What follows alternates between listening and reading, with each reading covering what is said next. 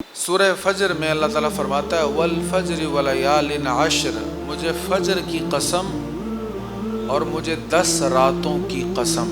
اللہ تعالیٰ جب کسی شے کی قسم ارشاد فرماتا ہے تو اس میں یہ بات ہوتی ہے کہ جس شے کی قسم ارشاد فرمائی وہ کوئی معمولی شے نہیں ہے، کیونکہ ہمیشہ قسم کسی اعلیٰ چیز کی ہوتی ہے۔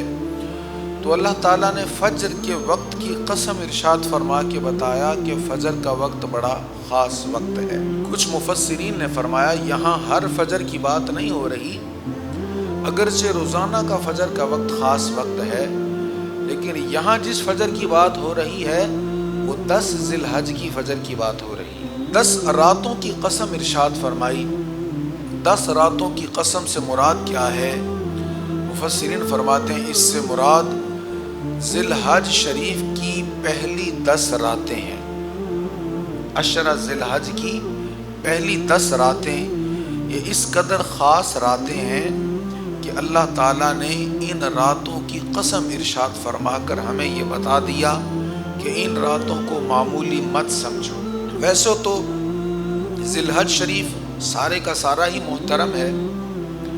قرآن کریم نے 4 مہینوں کو محترم مہینے قرار دیا، حرمت والے مہینے قرار دیا، انہی میں ذی الحج شریف بھی ہے۔